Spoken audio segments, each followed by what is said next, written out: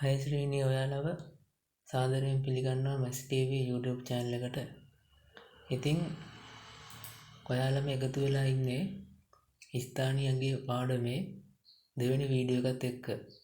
එතකොට මම අද ගැටලු කිහිපයක් තමයි සාකච්ඡා කරන්න ඔයාලත් එක්ක. මේ ගැටලු ටික මම පළවෙනි වීඩියෝ එකේ දාලා තියෙන අවසානට මේ ගැටලු ටික සාකච්ඡා කරනවා කියලා. ඉතින් ඔයා පළවෙනි එක බැලුවේ නැත්නම් පළවෙනි වීඩියෝ එක බැලුවේ නැත්නම් ඒක බලන්න. මොකද ඒක බලලා ඔයාට මේ ගැටලු ටික විසඳන්න පුළුවන්. එහෙම විසඳලා මේ වීඩියෝ එක බලන්න. එතකොට ඔයාට හරි වැරදි ඔයාගේ අඩුපාඩු මොනවද කියලා මේ සාකච්ඡාවත් එක්ක ඔයාට විසඳ ගන්න පුළුවන්. ඉතින් මම ගැන කියනවා නම් උසස් පෙළ ගණිතාංශයෙන් හදාarලා දැන් විශ්වවිද්‍යාලයක අධ්‍යාපනය ලබනවා. හරි. එහෙනම් අපි දැන් යන් පාඩමට. එතකොට මම තෝරගත්ත පළවෙනි ගැටලුව තමයි ඔයාලට මේ දිස් වෙන්නේ. පොඩ්ඩක් ගැටලුව කියවමු. එක ස්ථානයේ ඉලක්කමෙන් නිරූපණය කළ හැකි වැඩිම අගය කීයද? වැඩිම අගය අහනවා. එක ස්ථානයේ ඉලක්කමකින් නිරූපණය කරන්න පුළුවන් වැඩිම අගය. දස ස්ථානයේ ඉලක්කමෙන් නිරූපණය කළ හැකි වැඩිම අගය කීයද කියලා අහනවා. එතකොට මේ ගැටලුව මම පැහැදිලි කරන්න ගන්නවා 99 කියන සංඛ්‍යාව. එතකොට දැන් ඔයාලා පළවෙනි වීඩියෝ එක බැලුවා නම් දන්නවා ඉලක්කමට ස්ථානයක් තියෙනවා, ස්ථානීය අගයක් තියෙනවා, ඒ වගේම ඉලක්කමකින් නිරූපණය වෙන අගයක් තියෙනවා. එතකොට දැන් මම මේ කියන්නේ මේ රතු පාට ඉලක්කමෙන් රතු පාට ඊතලෙන් සලකුණු කරලා තියෙන 9 ඉලක්කම ගැන. එතකොට වැඩිම නිරූපණය වෙන අගය ගන්න නම් එම ස්ථානයේ වැඩිම ඉලක්කම ලියන්න එපා. දැන් ඔයා 0 1 2 3 4 5 6 7 8 කියලා ගණන් කරන් යනකොට ඔයාට හම්බෙන ලොකුම ඉලක්කම මොකද්ද? 9 ඉලක්කමනේ. ඔයාට ඔතන 10 ඉලක්කම ලියන්න බෑනේ. එක ස්ථානයේ ඒ කියන්නේ රතු පාට ඊතලෙන් දක්වලා තියෙන තැන ඔයාට 10 ඉලක්කම ලියන්න බෑනේ. මොකද 10 ඉලක්කම ලියන්න අනිවාර්යෙන් ඔයාට ස්ථාන දෙකක් අවශ්‍ය වෙනවා. එතකොට ඔතන ඔයාට 10 ඉලක්කම ලියන්න බෑ. අනිත් ස්ථාන වලත් එහෙමයි. දස ස්ථානය ගත්තත් 10 ස්ථානය ගත්තත් 30 ස්ථානය ගත්තත් ඒ ස්ථානයක ලියන්න පුළුවන් එක ඉලක්කමයි. හරි ඉලක්කම් දෙකක් ලියන්න බෑනේ. එතකොට එක ස්ථානයෙන් වැඩිම අගය නිරූපණය කරන්න නම් එතන වැඩිම ඉලක්කම ලියන්න ඕනේ. එතකොට 9 කියන්නේ ලියන්න පුළුවන් වැඩිම ඉලක්කම. එතකොට 9 නිරූපණය කරන්න පුළුවන් අගය ගන්න කොහොමද? 9 ඉලක්කමේ ස්ථානීය අගය වැඩි කරන්න ඉලක්කමෙන්. එතකොට 9 ඉලක්කමේ ස්ථානීය අගය 1 වැඩි කරන්න 9න්. එකේ ඒවා 9ක්. උත්තරය කීයද? 9යි. එතකොට එක ස්ථානයෙන් නිරූපණය කරන්න පුළුවන් වැඩිම අගය තමයි 9. හරි අපි දැන් යන් මේ කොළ පාට ඊදරෙන් දක්වලා තියෙන 9 ඉලක්කම දිහාවට. ඒ කියන්නේ දස ස්ථානයේ 9 ඉලක්කම. දැන් මම කලින් කිව්වා වගේ අපිට එක ස්ථානයක ලියන්න පුළුවන් එක ඉලක්කමනේ. එතකොට 0 1 2 3 4 කියලා ගණන් කරන් එනකොට අපිට ලියන්න පුළුවන් වැඩිම ඉලක්කම කීයද? ලොකුම ඉලක්කම කීයද? 9නේ. එතකොට දස ස්ථානයේ 9 ඉලක්කම නිරූපණය කළ හැකි අගය ගන්න කොහොමද? දස ස්ථානයේ 9 ඉලක්කමේ ස්ථානීය අගය වැඩි කරන්න 9 ඉලක්කමෙන්. එතකොට ස්ථානීය අගය 10 වැඩි කරන්න 9න්. 10 ඒවා 9ක්. උත්තරය කීයද? 90යි. දැන් ඔයාලට තේරෙනවා ඔයාලට පේනවා ඇති ඉලක්කම එකමයි. දැන් එක ස්ථානයේ තියෙන 9 ඉලක්කම දස ස්ථානයේ තියෙන 9 ඉලක්කම. හැබැයි පිහිටන ස්ථානය අනුව නිරූපණය වෙන අගය වෙනස් වෙනවා. පිහිටන ස්ථානය අනුව නිරූපණය අගය වෙනස් වෙනවා. දැන් ඔයාලට තේරෙනවා ඇති එහෙම දෙයක්. මම හිතනවා ඔයාට මේ පැහැදිලි කිරීම ප්‍රමාණවත් වෙයි කියලා. හරි. එහෙනම් අපි දැන් යන් ඊළඟ ගැටලුවට. ඊළඟ ගැටලුවේදී තියෙන්නේ වගුවක්. එතකොට අපි මේක පොඩ්ඩ පැහැදිලි කරන් යමු. අපි දැන් යම් පළවෙනි ඉලක්කම දිහාට, පළවෙනි සංඛ්‍යාව දිහාට. පළවෙනි සංඛ්‍යාව 45. ඉලක්කම 4. එම ඉලක්කම පිහිටන ස්ථානයේ නම. එතන 4 ඉලක්කම පිහිටන ස්ථානයේ නම මොකද්ද? දස ස්ථානය. එතකොට එම ඉලක්කම නිරූපණ වන අගය. 4 ඉලක්කම නිරූපණය වන අගය. 4 ඉලක්කම ස්ථානීය අගය 10. 10 වැඩි කරන්න 4 ඉලක්කමෙන්. 10 ඒවා 4ක් 40යි.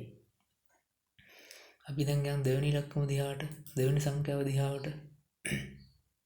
ඒකෙත් තියෙන 45. හැබැයි ඉලක්කම 5. අපෙන් ගන්න 5 ඉලක්කම ගැන. එම ඉලක්කමේ ස්ථානයේ නම. 5 ඉලක්කම ස්ථානයේ නම මොකද්ද? එක ස්ථානය. 5 ඉලක්කම නිරූපණ නගය කොහොමද ගන්නෙ? 5 ඉලක්කම ස්ථානීය අගය වැඩි කරන්න 5 ඉලක්කමෙන්. එතකොට එකේ ඒවා 5ක් 5යි. හරි අපි තුන්වෙනි සංඛ්‍යාව දිහාට යමු. 30 තියෙන්නේ. අහන්නේ බිංදුව ඉලක්කම් ගැන. එතකොට බිංදුව තියෙන තැන ස්ථානයේ නම මොකද්ද? එක ස්ථානය. බිංදුවේ නිරූපණ නගය කොහොමද ගන්නෙ? බිංදුව තියෙන තැන ස්ථානීය අගය 1 වැඩි කරන්න බිංදුවෙන්. එකේ ඒවා බිංදුවක් බිංදුවයි. ඉතින් මම හිතනවා මේක ඔයාලට පැහැදිලි වෙන්න ඇති කියලා මේ ගැටලුව. අර අපි දැන් යන් තුන්වෙනි ගැටලුව දිහාට. තුන්වෙනි ගැටලුව තියෙන්නේ වගුවක්. මම මේ කරන්නේ ඔයාලගේ පෙළ පොතේ තියෙන අභ්‍යාස ටිකම තමයි. ඔයාලට පුළුවන් හරි වැරදිද බලා ගන්න. හරි. අපි දැන් යන් පළවෙනි සංඛ්‍යාව දිහාට. 63 තියෙන්නේ. එක ස්ථානීය ඉලක්කම. එක ස්ථානීය ඉලක්කම 3. දස ස්ථානීය ඉලක්කම. දස ස්ථානීය ඉලක්කම 6. එක ස්ථානීය ඉලක්කම නිරූපණ වන අගය. ඒ කියන්නේ 3න් නිරූපණ වන අගය. 3 ස්ථානීය අගය වැඩි කරන්න 3 ඉලක්කමෙන්. ස්ථානීය අගය 1, එකේ ඒවා 3ක්. උත්තරේ 3යි. දස ස්ථානීය ඉලක්කමෙන් නිරූපණ වන අගය. දස ස්ථානීය ඉලක්කම 6.